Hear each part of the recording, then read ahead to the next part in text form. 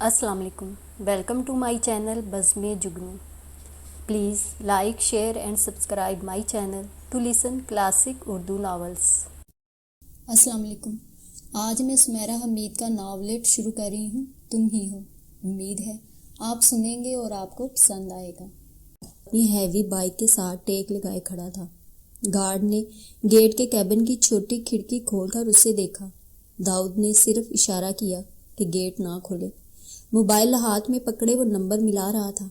वो फ़ोन नहीं उठा रही थी, या तो सोती नहीं थी या इतनी गहरी नींद। अब क्यों फ़ोन? नाराज़ अंदाज। टेरेस पर आओ। क्यों? सुना नहीं।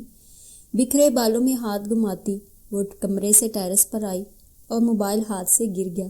तुम? चीख मारी। उंगली से सड़क पर खड़े उसकी तरफ इशारा किया। गार्ड ने इस बार गर्दन घर की तरफ निकालकर ऊपर टेरेस पर देखा। दाऊद ने हाथ हिलाया। रिदा कमरे से भागती आई, झट गेट खोलकर बाहर निकली। तुम? वो उसके करीब आकर फिर चिल्लाई। सिर्फ मैं, और कौन? दाऊद ने मुंह उसके कान के करीब लाकर सरगोशी की। इस वक्त ऐसे? वो दोनों सड़क पर अकेले खड़े थे। गेट खुला था और गार्ड ने गर्दन अंदर कर ली थी। तुम नाराज थी? वो मुंह पर हाथ रखकर हैरान हुई, फिर हंसने लगी। अब कैसी नाराज़ी? वो तो आ गया था। शहर के हालात ठीक नहीं है। उसे सराहा नहीं कि वो आ गया है, इस दिल के भी। वो बाइक पर बैठ गया। अब जा भी रहे हो? वो खफा हुई। कल फिर आऊँगा। दाऊद मुस्कुराया। अंदर आ जाओ, कल दिन में खाना तुम्हारे साथ। उसने बाइक स्टार्ट की और रिदा के गाल को एक उंगली से छूकर चला गया। कल का सारा दिन वो राइडर गैंग के साथ करतब दिखाता रहा था। वो मुंह अंधेरे निकले थे और आधा पंजाब घूम आए थे। शाम को उसे रिदा के मुंह बनाए खफा खफा मैसेजेस आए। उसने सारा दिन उससे बात नहीं की थी। वो उसकी हैवी बाइक को सख्त नापसंद करती थी। कहाँ वो उसी बाइक पर सारा दिन गुजार चुका था। वापसी पर दाऊद ने उसे फ़ोन किया, लेकिन अब वो क्यों उठाए फ़ोन? घर आते ही वो सो गया। फिर ख्वाब में भी उसे सड़कें, हवा, बाइक, दरख्त, मैदान सब नाराज़ नाराज़ दिखाई दिए। तो वो उठ बैठा, बाइक निकाली और आ गया उसके घर के बाहर। अगले दिन दोपहर तक उसके घर रहा और रात 1 बजे के करीब फिर उसके घर के बाहर पहुंच गया। रिदा टेरेस पर खड़ी पेट पर हाथ रखती, कभी मुंह पर, हंसती ही जा रही थी। उसे दाऊद की रात को आने वाली अदा बहुत प्यारी लग रही थी। वो एक अरसा न्यूयॉर्क रहकर आई थी। करीब करीब किसी को ऐसा करते नहीं देखा था। अब वो कर रहा था तो उसे बहुत प्यारा लग रहा था। गार्ड झांक झांक कर दोनों को एक एक नज़र देखता, जेरे लब हंसता। वो बाइक के साथ टिककर टांग पर टांग जमाए खड़ा, सीने पर हाथ बांधे एन टेरिस की तरफ देख रहा था। वो भी खड़ी उसे देखे गई। दोनों कुछ देर ऐसे ही देखते रहे, फिर वो हाथ हिलाकर चला गया। रिदा अलबत्ता काफ़ी देर तक वहीं खड़ी रही। मुस्कुराहट होंठों से वजूद में फैल चुकी थी। ये मोहब्बत की खुशकिस्मती है कि उसे इतने दिलरुबा अंदाज से सजाया जाए, बनाया जाए और दिल से लगाकर रखा जाए। जो मोहब्बत करीब करीब आती आप में समा जाए और बेखुद सा कर दे। चंद महीनों में उनकी शादी होने वाली है। दाऊद ऑस्ट्रेलिया से अकाउंट्स पढ़ कर आया है। एमफिल के लिए उसे फिर जाना है, लेकिन शादी के बाद। रिदा न्यूयॉर्क से इंटीरियर डिज़ाइनर बनकर आई है। दोनों आगे पीछे ही पाकिस्तान आए हैं। इधर उधर के दूसरे मुल्कों में फैले दोनों के बहन भाई भी आने ही वाले हैं। उन्हीं की वजह से शादी 3 या 4 माह बाद है। अब इन तफरीही दिनों में दोनों तरह तरह के तमाशे करते हैं। कभी मुंह अंधेरे रिदा उसके कमरे का दरवाज़ा पीटने लगती, कभी रात गए दाऊद उसके घर आकर उसके कमरे का दरवाज़ा धड़धड़ाने लगता, उसे कॉफ़ी बनाने का कहता और चुपके से गायब हो जाता। वो कॉफ़ी के दोनों मग पीकर सो जाती, मुस्कुराती, गुस्सा नहीं करती। नाराज़ भी बस ऐसे ही हो जाती है, जैसे कि नाराज़ी में सिर्फ एक रंग है जिसे उनकी लव स्टोरी में होना ही है, थोड़ा सा ही सही। दोनों के ख़ानदान खुश हैं, वो दोनों भी बहुत खुश हैं। रिदा को हैवी बाइक से डर लगता है। छिपकली को हाथ में पकड़ने के लिए तैयार है, उस पर बैठने के लिए नहीं। और दाऊद उसी पर उसे रुखसत करके ले जाना चाहता है, दुल्हन बनाए। फिर रिदा भी चाहती है कि वो रिक्शे पर बारात और बाराती लाए। दाऊद ट्रक का इंतज़ाम किए जा रहा है। इन 2 घरों में हर रोज़ नित नए कहके गूंजते हैं, लतीफ़े बनते हैं, बिगड़ते हैं। शादी नहीं, ड्रामा करना चाहते हैं। ब्लॉक बस्टर ड्रामा जिसमें हर रंग व नस्ल का रंग छूटे और हर पटाखा फूटे। वो अपनी शादी के लिए खुश हों, लोग उनकी शादी में शिरकत करने से खुश हों, बस सब खुश ही हों। 2 भाइयों के बाद घर में पहली लड़की की शादी हो रही है और वहाँ 3 बहन भाइयों के बाद घर की आखिरी शादी हो रही है दाऊद की। पहली लड़की और आखिरी लड़के की शादी का इंतज़ाम धूमधाम से चल रहा है। एक की मामा और दूसरे की मॉम इंतज़ामात में लगी हैं और ये दोनों अपने अपने ड्रामों में जुटे हैं। घिसी हुई जीन्स और जॉगर्स पहने MM आलम रोड से पैदल चलना शुरू करते हैं और दिन से शाम और शाम से रात करते ग्वालवंडी के हर छोटे बड़े होटल में उठते बैठते हैं। चौक पर रुक रुक रेडियों ठेलों से चीज़ें खाते और बिना पैसे दिए भाग जाते। कोई एक उनके पीछे दौड़ता, उसे खूब घुमाते, फिर अचानक सामने आकर पैसे हाथ में पकड़ा देते। यही हाल होटल वालों के साथ करते। होटल वाले उनकी शक्लें पहचानने लगे थे, पहले ही पैसे रखवा लेते, इसलिए भी वो बार बार होटल बदलते। इतना अरसा बाहर रहकर उन्हें अपने मुल्क से और प्यार हो गया था। दाऊद को पगड़ी वाले, रेडी वाले, रिक्शों, दुकानों, होटलों वाले बहुत अच्छे लगते। रुक रुक कर उनसे घंटों बातें करता, हाल अहवाल पूछता, खानदान तक जा पहुंचता। इधर उधर की बहुत सी बातें ऐसे करने लगता जैसे परदेश से आने के बाद सीधा उन्हीं से मिलने आया है। वहाँ इतना याद करता रहा उन्हें, उन्हीं की फिक्र में रहा, अब जाकर कहीं मिला उन्हें। रिदा उसके इतने रिश्तेदारों पर हंसती जो चलते फिरते उसने बना लिए थे। वो चाहती थी कि उन सबको वो शादी पर ज़रूर बुलाए और दाऊद सोचता था कि ख्याल बुरा नहीं है। दोनों एक दूसरे के ख्यालात से मुत्तफिक ही थे। तकरीबन कोई ऐसा इख्तलाफ नहीं बनने देते थे। दोनों अगर एक दूसरे में कुछ नापसंद भी करते थे तो इतना वक्ती और मामूली होता कि तज़किरा करना भी मजाक लगता। वक्त के साथ साथ दोस्ती मोहब्बत बनी थी, वक्त के साथ साथ ही बढ़ रही थी। अगर वो फुर्सत से मोहब्बत भरी दास्तानें पढ़ लेते तो एक दूसरे को रोमियो हीर कह देते। कोई बड़ी दिक्कत नहीं थी उन दोनों के रिश्ते में, सब कुछ सुलझा हुआ ही था, भला था। दोनों के खानदान आपस में फैमिली फ्रेंड्स थे, अब समधी बनने वाले थे। रिदा अपनी दोस्त के पास इस्लामाबाद गई हुई थी। दाऊद इधर उधर कार में घूमता रहता, शहर की हदों से निकल जाता, करीब के छोटे शहरों से हो आता। अपने मुल्क को वो अब घूम फिर कर देख रहा था। एक दिन वापसी पर उसे रात हो गई। वो बॉर्डर की तरफ गया था, करीब के चंद गांव देखकर आया था। दिन में ये सड़कें सुनसान रहती, अब तो रात हो चुकी थी। फिर वो एक होटल में बैठ गया, खाना खाया, चाय पी और 12 बजे तक वहीं बैठा रहा। घर आते आते भी उसे 1.5 घंटा लग ही जाना था। सड़क पर कोई लाइट भी नहीं थी, वैसे दूर तक सड़क खाली ही थी। उस वक्त वहाँ मकामी इक्का दुक्का लोग ही हो सकते थे, अब वो भी नहीं थे। उसने कार की रफ्तार बढ़ा दी। कार में तेज़ इंग्लिश म्यूज़िक बज रहा था, जिसकी आवाज़ बाहर के सन्नाटे में फैल रही थी। कार की रफ्तार वो बढ़ाता ही जा रहा था। वो सीढ़ी बदलने लगा तो सीढ़ी हाथ से फिसलकर गिर गई। दूर साफ सड़क को देखकर वो सीढ़ी उठाने के लिए झुका। कोई चीज़ उसकी कार से टकराई, उसकी कार डगमगा गई। ये अचानक हुआ, उसकी कुछ समझ में नहीं आया कि हुआ क्या है। उसका वजूद साएं साएं करने लगा। कार की रफ्तार इतनी ज़्यादा थी कि वो बहुत आगे जाकर रुकी। वो कार से बाहर निकला। वो मर्द था, लेकिन खौफज़दा हो गया था। वो जानता नहीं था कि हुआ क्या है, लेकिन वो डर गया था। उसके हवास झनझना रहे थे। कार से पीछे की तरफ देखा, दूर तो अंधेरा फैला हुआ था। वो पीछे की तरफ चलने लगा। उससे गहरे अंधेरे में ज़रा दूर एक गहरा धब्बा सड़क पर नजर आया। वो तेज चल रहा था, लेकिन हकीकतन उसका दिल वहां से भाग जाने को चाह रहा था। ये कैफियत उस पर अचानक वारिद हुई थी, वरना कार चलाते गाना सुनते उसे शक भी नहीं हो सकता था कि अभी कुछ देर बाद वो खौफजदा हो जाएगा। माहौल पुरइसरार हो गया। कार में 18s का म्यूजिक बज रहा था। गॉड! डब्बे पर नजर पड़ते ही वो कांप उठा, मुंह पर हाथ रखा। खून तेजी से सड़क पर फैल रहा था। जरा दूर आबादी की टिमटिमाती रोशनियों में सड़क पर फैलता वो खून बहुत भयानक लग रहा था, फैलता ही जा रहा था। एक तेज जर्जरी उसके वजूद के आर पार हुई। उसे यकीन नहीं आ रहा था कि ये उसकी कार की वजह से हुआ है, अभी अभी उससे हुआ है। ایک زوردار کپکپی نے اسے ہلا ڈالا اور وہ جو بھاگنے کا سوچ رہا تھا بھاگ پڑا، کار بھگا لے گیا۔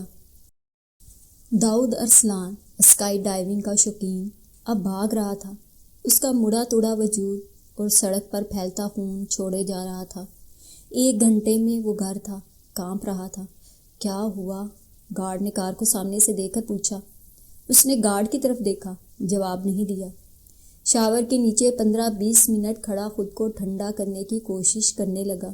دماغ میں سنسناہٹ ہو رہی تھی۔ وہ بھاگا کیوں؟ وہ نہیں جانتا تھا۔ کپڑے بدل کر وہ نیچے آیا، ٹھنڈا پانی پیا۔ 2 بار گلاس اس کے ہاتھ سے پھسلا اور پھر ٹوٹ گیا۔ وہ گارڈ کے پاس آیا۔ مجھ سے ایکسیڈنٹ ہو گیا ہے۔ کتنا زخمی ہوا وہ کنپٹی رگڑنے لگا۔ معلوم نہیں، زندہ تھا، ہسپتال میں ہے۔ داؤد نے بہت دیر تک گارڈ کی طرف دیکھا۔ وہ اس سے کتنا اچھا سوال کر رہا تھا، کتنا اچھا انسان تھا وہ۔ آپ اسے وہیں چھوڑ آئے؟ گارڈ جیسے سمجھ گیا، اس کی صورت کی طرف دیکھا، حیران ہوا، جیسے کہہ رہا ہو آپ سے یہ توقع نہیں تھی۔ زندہ تھا، آپ نے دیکھا بھی نہیں؟ داؤد نے سر نفی میں ہلایا۔ میں حواس کھو چکا تھا، اس کی طرف دیکھتے ہی میری جان نکل گئی۔ وہ ڈیڈ کی کار کی طرف لپکا۔ گیٹ کھولو جلدی۔ گارڈ نے گیٹ کھولا۔ کتنا بڑا بزدل تھا وہ، بچوں کی طرح ڈر کر بھاگ گیا تھا۔ کیا یہ وہی داؤد تھا؟ سنسان سڑکوں پر بھی ٹریفک سگنل پر رکنے والا، آسٹریلیا کے بڑی تعلیمی ادارے کا طالب علم، لا اینڈ آرڈر کی بات کرنے والا، انسانیت کا رونا رونے والا، انسانوں سے پیار کرنے والا۔ وہ کار کو اسی راستے کی طرف لا رہا تھا۔ اب اسے خود پر غصہ آ رہا تھا۔ وہ ٹھیک اسی جگہ پر پہنچا تو وہاں خون تو تھا، لیکن زخمی یا مردہ نہیں تھا، کوئی اور بھی نہیں تھا۔ وہ اپنی پیشانی رگڑنے لگا۔ آبادی ذرا دور تھی، رات 3 بجے سے اوپر کا وقت تھا، آس پاس کوئی نظر بھی نہیں آ رہا تھا۔ وہ کس سے پوچھتا؟ قریبی ہسپتالوں میں پتہ کرنے لگا۔ 3 ہسپتال دیکھ لیے۔ ایک ہسپتال میں اسے ایمرجنسی کے بارے میں معلوم ہوا، جسے رات کو لایا گیا تھا۔ ایک 20-22 سالہ لڑکی کو رات لایا گیا تھا۔ ہاں، وہ لڑکی ہی تھی، اس نے ہکلا کر کہا۔ وہ ایمرجنسی کی طرف لپکا۔ لڑکی آپریشن تھیٹر میں تھی، اس کی حالت بہت خراب تھی، اسے بتایا گیا۔ آپریشن تھیٹر کے باہر کھڑے ہو کر داؤد نے ڈیڈ کو فون کیا۔ وہ رونے کے قریب ہو رہا تھا۔ ذرا دور ایک اور عورت اور 2 لڑکیاں کھڑی رو رہی تھیں۔ چند اور لوگ بھی انہی کے پاس موجود تھے۔ کچھ ہی دیر میں ڈیڈ اس کے پاس تھے۔ تم گھر جاؤ داؤد، وہ آتے ہی بولے۔ کیوں؟ وہ حیران ہوا۔ یہ ایکسیڈنٹ تم سے ہوا ہے نا؟ ان کے اعصاب تنے ہوئے تھے۔ جی۔ تو تم جاؤ، مجھے ہینڈل کرنے دو۔ لیکن کیوں ڈیڈ؟ داؤد، وہاں سے تم بھاگ گئے تھے، اب یہاں سے بھی چلے جاؤ، مجھے معلوم کرنے دو کیا حالت ہے اس کی، کیا حالات ہیں۔ تم ان معاملات کو ہینڈل نہیں کر سکتے، مجھے کرنے دو، تم جاؤ۔ ہو سکتا ہے میں ڈرائیور کو بلوا لوں۔ تم خاموش رہنا، کار تم نہیں چلا رہے تھے بس۔ ڈیڈ، وہ پریشان ہوا۔ تم جاؤ، وہ سختی سے بولے۔ داؤد گھر آ گیا۔ ڈیڈ نے کہا یہ پاکستان ہے، یہاں معاملات اور طرح سے ہینڈل کیے جاتے ہیں۔ مام سو رہی تھی، انہیں اٹھایا، سب بتایا اور ان کی گود میں سر رکھ کر سو گیا۔ کچھ ہی دیر بعد اس کی آنکھ دوبارہ کھل گئی۔ کیا ہوا؟ مام اس کا سر سہلانے لگی۔ میں وہاں سے بھاگا کیوں؟ مام اسے دیکھ کر رہ گئی۔ کیا جواب دیتی اس سوال کا؟ جس ڈاکٹر نے اسے پہلے چیک کیا تھا اس کا کہنا تھا کہ اس کا بہت خون بہہ چکا تھا، اسے بہت دیر سے لایا گیا وہاں۔ اس کا یہ بھی کہنا تھا کہ اس کا زندہ بچنا بہت مشکل ہے۔ اگر میں نہ بھاگتا تو وہ وقت پر سڑک پر وہ خون اور سو جاؤ داؤد، تمہارے ڈیڈ ہیں وہاں۔ مام، ٹھیک نہیں کیا نا؟ بہت برا کیا، لیکن اب تم سو جاؤ۔ نیند نہیں آ رہی، آئے گی بھی نہیں۔ مجھے بھاگنا نہیں چاہیے تھا۔ کیا میں ایسا تھا بھاگنے والا؟ میں نے تو سوچا بھی نہیں تھا کبھی ایسا ہوگا تو میں یہ کروں گا۔ مام، میں ایسا نہیں ہوں، مجھے معلوم ہے انسانیت کیا ہے، پھر ایسے کیوں کیا میں سمجھ نہیں سکتا، لیکن میں نے بنا سمجھے ہی کر دیا۔ اس پر نظر پڑتے ہی، مام اگر وہ مر گئی، او گاڈ، اگر وہ مر گئی تو؟ وہ کھڑا ہو گیا۔ اگر وہ مر گئی؟ آرام سے داؤد، تمہارے پاپا ہیں وہاں، یہاں آؤ میرے پاس۔ وہ جوتے پہننے لگا، موبائل ڈھونڈنے لگا۔ پاپا وہاں میرے لیے ہے مام، مجھے تو اس لڑکی کے لیے جانا ہے۔ اگر وہ مر گئی، ہر طرف یہ فکرہ گونجنے لگا، یہ ایک سرکاری اسپتال تھا اور آپریشن ابھی تک جاری تھا۔ اسے دوبارہ آتے دیکھ کر ڈیڈ خفا ہو گئے۔ اس نے پرواہ نہ کی۔ وہ عورت ایک طرف بیٹھی ہاتھ جوڑے دعا کر رہی تھی، دونوں لڑکیاں ابھی بھی بنا آواز رو رہی تھیں۔ چند اور لوگ بھی ان کے قریب کھڑے اور بیٹھے تھے۔ اگر وہ مر گئی، داؤد نے سوچا، تو یہ عورت جو اس کی ماں لگتی ہے کیسے روئے گی، تڑپ جائے گی۔ اس کا ذمہ دار وہ ہوگا۔ داؤد چلتا ان کے پاس گیا۔ عورت نے نظریں اٹھا کر داؤد کی طرف دیکھا۔ اس کی شکل پر چھائی پشیمانی، افسردگی، افسوس یہ بتانے کے لیے کافی تھا کہ وہی ہے جس نے ان کی بیٹی کو کچل دیا ہے۔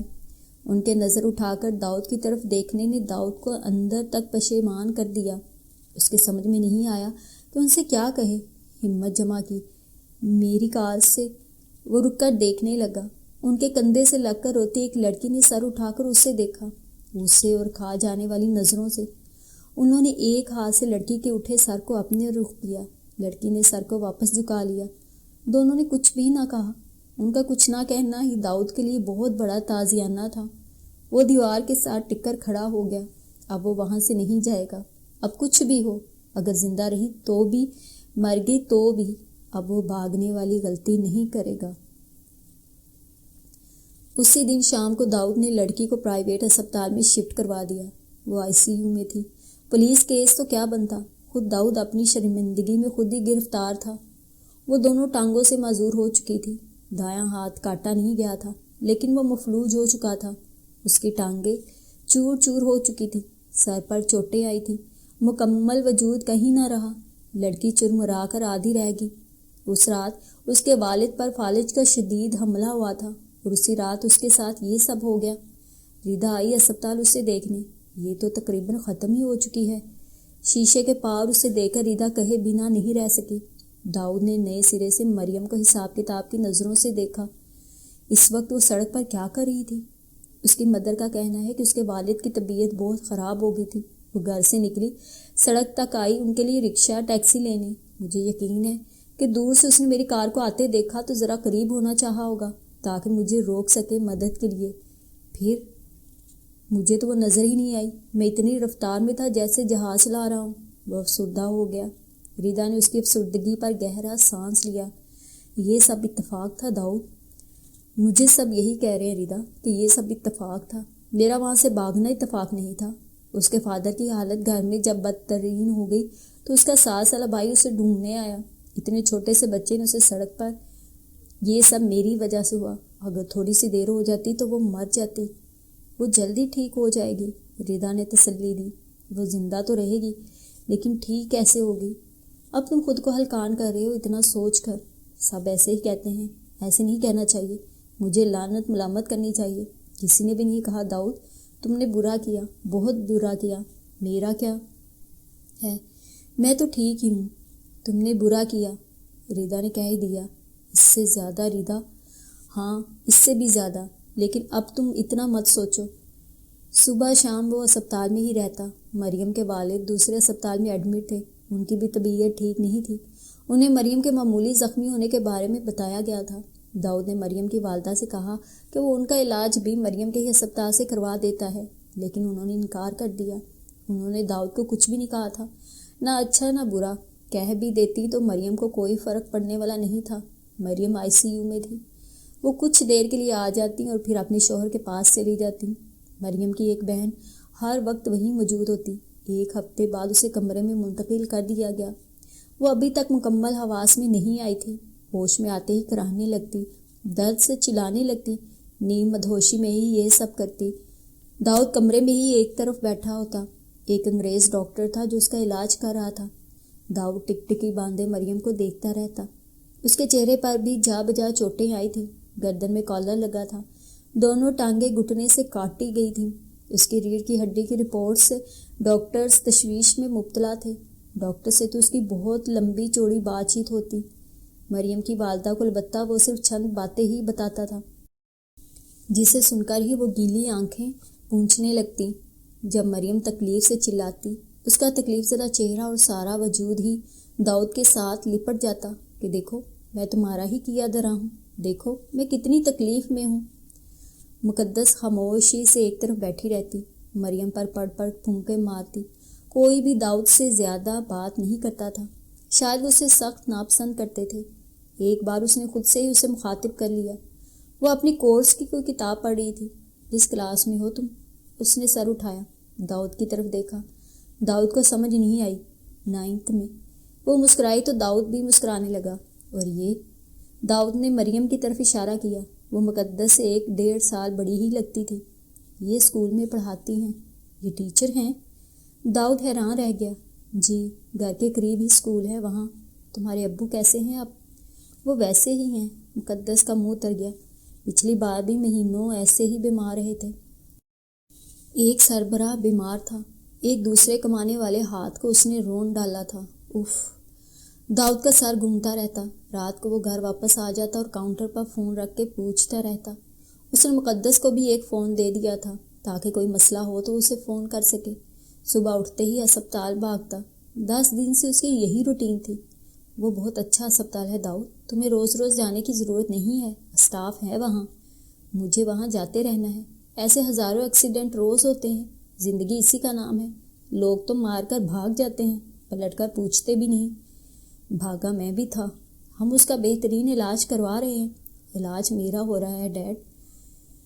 تمہیں اتنا گہرائی میں جانے کی ضرورت نہیں ہے بیٹا۔ مقدس اسے فون کر رہی تھی۔ اس نے ڈیڈ کی بات پر کوئی رد عمل نہیں دکھایا۔ آج میرا پرچہ ہے، رمشا کا بھی۔ داؤد جلدی سے ہسپتال پہنچا، انہیں ڈرائیور کے ساتھ اسکول ڈراپ کروایا اور خود مریم کے پاس آ گیا۔ وہ اس انتظار میں تھا۔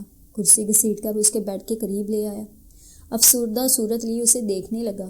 وہ نئے نئے احساسات کا شکار، ہر نئے پل ہوتا تھا۔ سوچوں میں گم رہتا، کیا سے کیا سوچتا رہتا۔ اس کی شکل مقدس سے ملتی تھی اور مقدس بہت پیاری بچی تھی۔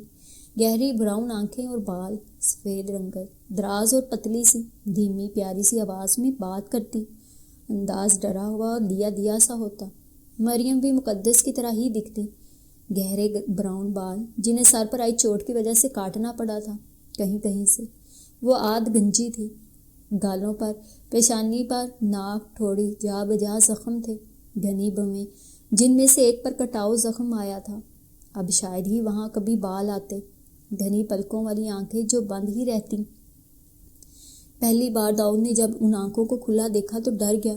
ان میں دیکھتے ہی وہ سہم گیا۔ کمرے میں اس کی دونوں بہنیں موجود تھیں اور اس کے کرانے پر وہ ڈاکٹر کو بلا لایا تھا، اور جب ڈاکٹر اسے چیک کر رہا تھا تو داؤد ان آنکھوں کو دیکھ رہا تھا اور انجانے میں ڈاکٹر کی اوٹ میں چھپ رہا تھا۔ مریم کی آنکھوں سے تکلیف سے پانی بہنے لگا۔ مقدس اس کے سر کو سہلانے لگی اور رونے بھی لگی تھی۔ وہ بیڈ پر مچل رہی تھی۔ ڈاکٹروں نے دونوں کو کمرے سے جانے کے لیے کہا۔ ڈاکٹر اور نرس اسے چیک کر رہے تھے اور داؤد گیلے گالوں کو دیکھ رہا تھا۔ اسے اس وقت پھر اس سے وہی ڈر لگا جو اس رات اس سے لگا تھا۔ اس وقت وہ خون میں لت پت تھی، آج آنسوں اور تکلیف میں۔ اس نے ٹشو سے اس کے گال اور آنکھیں صاف کی۔ اس کی آنکھوں کی پتلیاں اور کراہتا وجود لہجے بھر کے لیے ٹھہر سے آ گیا۔ اس نے پلکیں اٹھا کر ٹشو تھامے ہاتھ کو دیکھا اور پھر ہاتھ سے اوپر اسے۔ داؤد گڑبڑا گیا، پھر ڈاکٹر کی آڑ میں چھپ گیا۔ انجیکشن لگنے سے وہ پھر نیم غنودگی سے نیند میں چلی گئی۔ ابھی اسے خود نہیں معلوم تھا کہ اس کے ساتھ کیا کچھ ہو گیا ہے۔ جب اسے معلوم ہوگا کہ وہ کتنی مفلوج ہو چکی ہے تب۔ کرسی پر بیٹھا داؤد اس تب کے بارے میں سوچ رہا تھا۔ I am sorry lady. Dawood نے اپنا ہاتھ اس کے ہاتھ پر رکھنا چاہا، جیسے اکثر التجا کرتے وقت زمین میں یا پیروں کی طرف نظریں گاڑی جاتی ہیں۔ وہ زمین سے بھی پرے تھی اور پیروں سے بھی۔ داؤد نے ہاتھ پرے کھینچ لیا۔ اتنا ہی کہہ کر وہ ایک ہی انداز سے دیر تک بیٹھا رہا۔ اس کی آنے والی زندگی کا خاکہ بنانے لگا۔ کیسے چلے گی، اٹھے گی، کیسے ہنسے گی اور کیا کرے گی؟ زندگی اب اس کے لیے کیسی ہو جائے گی؟ 2 ہفتے ہونے والے تھے۔ ردا کے ساتھ اس کی فون پر ہی بات ہو جاتی تھی۔ کبھی وہ رات گئے آ جاتی، لیکن وہ کوئی بات ہی نہیں کرتا تھا۔ وہ بھی اسے زیادہ ڈسٹرب نہیں کرتی تھی، مل کر چلی جاتی۔ 2 بار مریم کے پاس بھی آئی تھی۔ کیسی ہے مریم؟ اس نے فون کیا۔ ویسی ہی ہے، ابھی وقت تو لگے گا نا اسے ٹھیک ہونے میں۔ اس نے صرف گہرا سانس ہی لیا۔ تم نے بہت ایفرٹ کی ہے اس کے لیے، تمہیں بھی آرام کی ضرورت ہے، سارا دن اسپتال میں رہتے ہو۔ ردا بولتی رہی، وہ سنتا رہا۔ فون بند ہو گیا۔ شام کو وہ خود آ گئی وہاں. ہماری شادی میں زیادہ وقت نہیں رہ گیا. شادی؟ جیسے اسے اب یاد آیا کہ اس کی تو شادی بھی ہے. اس کا کوئی رد عمل ظاہر نہ کرنا ریدا کو برا لگا، لیکن ظاہر نہیں کیا. چلیں. اس نے داؤد کا ہاتھ پکڑا. مقدس دونوں کی طرف دیکھ کر رخ بدل کر بیٹھ گئی. کہاں؟ ماما نے کچھ اپائنٹمنٹس دی ہیں، وہاں جانا ہے. تم چلی جاؤ. اکیلی جا سکتی تو چلی جاتی، تمہیں بھی ساتھ ہونا ہے. مجھے وقت ملے گا تو میں چلا جاؤں گا، تم ایڈجسٹ کر لو پلیز. تم ابھی کیوں نہیں جا سکتے داؤد؟ ریدا کی آواز بلند ہو گئی. داؤد اس کی طرف دیکھ کر رہ گیا اور باہر لے آیا اسے. تم دیکھ سکتی ہو اس لڑکی کی حالت، بار بار ہوش میں آ کر بے ہوش ہو جاتی ہے. روز اس کے بہت سے ٹیسٹ ہوتے ہیں، بہت سے اور مسائل ہیں. اس کے پاس کوئی نہیں ہے. اس کے فادر بھی بیمار ہیں، مدر بھی اس کے ساتھ نہیں ہے. وہ چھوٹی سی بچی رہتی ہے پاس، تو اس کی حالت، اس حالت کے ذمہ دار کو تو یہاں ہونا ہی چاہیے نا.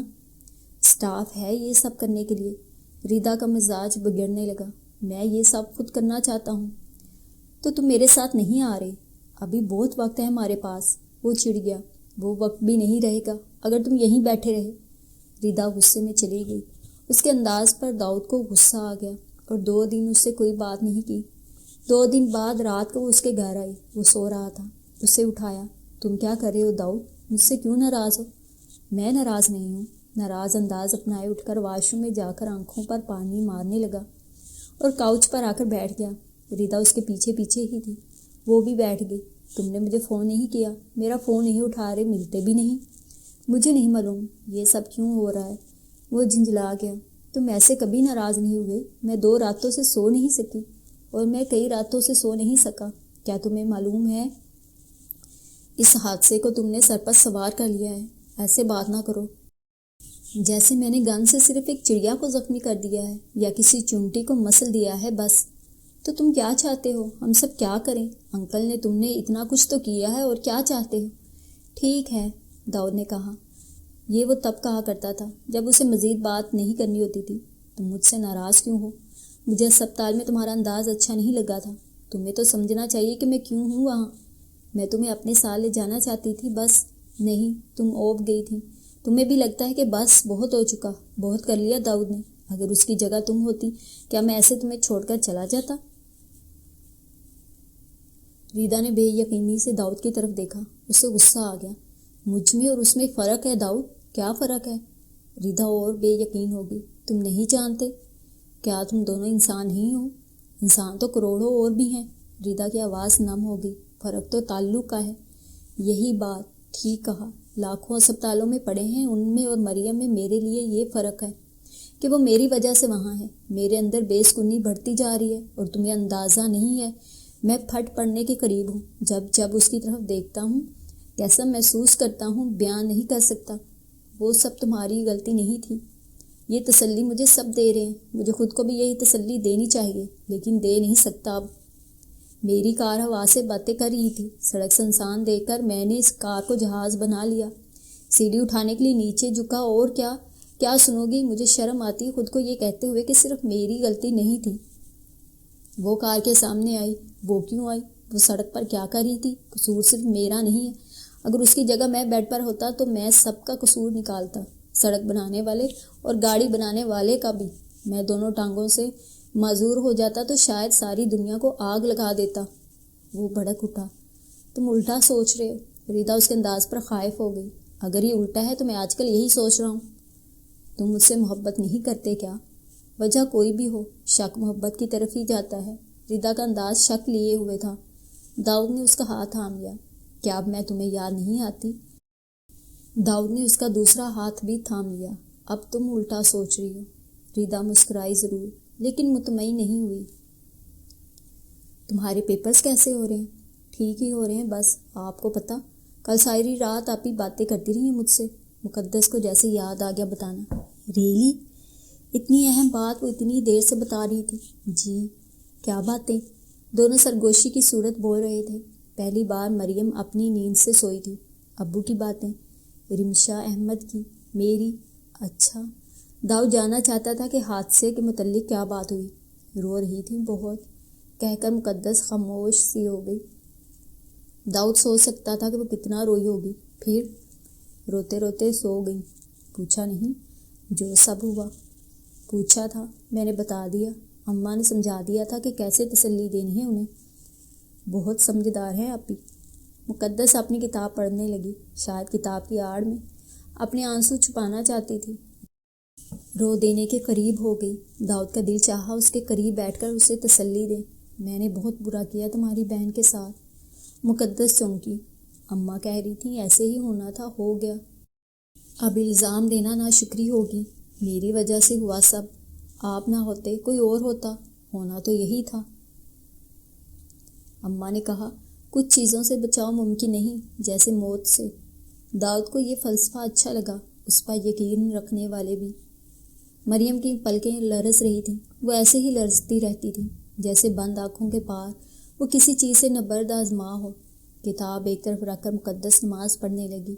وہ بیڈ کے عین سامنے رکھے صوفے پر بیٹھا تھا، انجانے میں مریم کو دیکھ رہا تھا، مگر اپنی ہی سوچوں میں گم تھا کہ اس کی آنکھیں کھلیں، دونوں کی نظریں عین ملیں۔ داؤد نے فوراً نظریں چرا لی۔ اتنی سی دیر میں ہی اس نے اس کی آنکھوں میں غم و غصہ دیکھ لیا تھا۔ اسے سمجھ نہیں آئی کہ کیا کرے، اٹھ جائے، اس کے پاس جا کر حال احوال پوچھے یا نظریں چرا کر وہیں بیٹھا رہے۔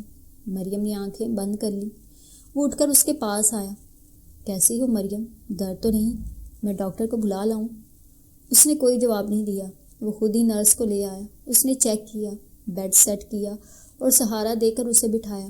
تھک جائے تو لیٹ جائے، بہتر ہے کہ زیادہ سے زیادہ ایسے ہی بیٹھے، کہہ کر وہ چلی گئی۔ مقدس سے مریم نے پانی مانگا۔ گلے میں پڑے اس کے دوپٹے کو مقدس نے سر پر اڑا دیا۔ وہ ٹیک لگائے آنکھیں موندے دراز تھی۔ اب داؤد کیا کرے؟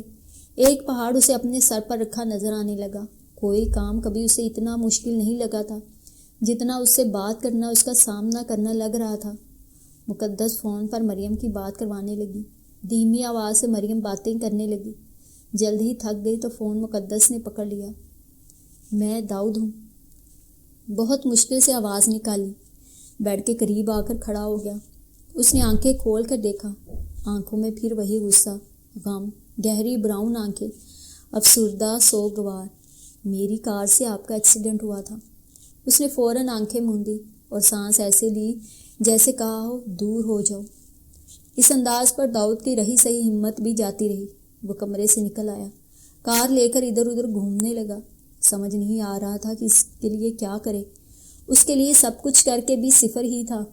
انسان کے پاس اپنا سب کچھ وہ خود ہی ہوتا ہے، اس کی آنکھیں، دنیا دیکھتی آنکھیں، ہاتھ پاؤں، مکمل وجود، مکمل زندگی نہیں رہتا، لیکن مکمل احساس ضرور رہتا ہے۔